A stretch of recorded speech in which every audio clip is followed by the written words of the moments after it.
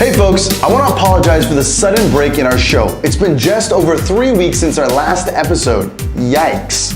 Thing is, we've been working behind the scenes on some big changes for the Social Coffee Break, and we're pumped to be announcing them soon.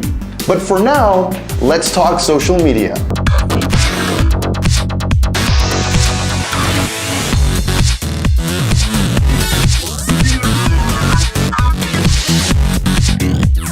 Hi guys, my name is Roche and let me welcome you to this episode of the Social Coffee Break. This is where I talk about new stuff in the social media world that matters to me. So grab yourself a cup of coffee, you're in for a darn good time. So we know that in the world of social media, the only constant is change. Social media is constantly evolving and brands are continually coming up with new ways to find new customers. And as the dude who does social media management for businesses, I know how tricky this can get, but hey, don't be bummed out. Susan Payton over at Social Media Biz outlines a couple tips that you should take to heart. She says you should, number one, use social media for customer service.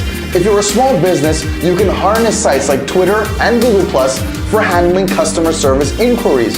Don't just worry about posting alone, but use the platforms as an arm of customer service. Number two, monitor customer social activity through customer relationship management software. You can integrate these with your social media platforms to connect to your customers' social accounts and see what they're saying.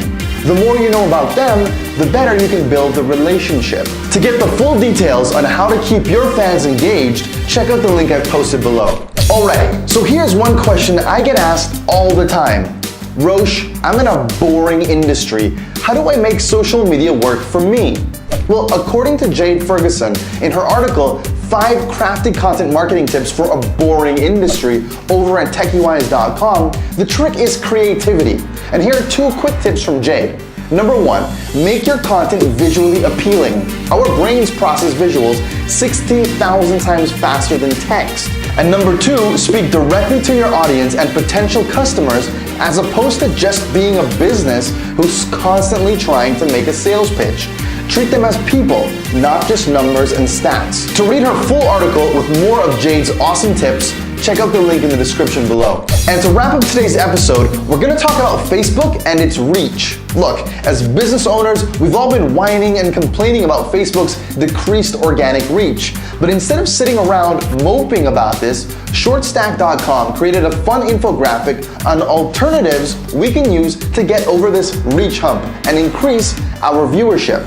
Some tips include, number 1, using photo contests and third-party apps to collect emails and leads instead of just likes. Number 2, stop like baiting since Facebook's newsfeed algorithm just doesn't like it. Number 3, use smart targeting to promote posts to a sub-niche target audience. Number 4, change your cover photo frequently, up to every week. You've got to keep it fresh, people. Number 5, share stories, not just promotional stuff, but stories about your brand, your employees, and your customers. You can check out this fun, quirky infographic loaded with genius tips in the link I've posted below. So guys, that's it for this week. If you found this video helpful, be sure to leave a comment below and subscribe right here.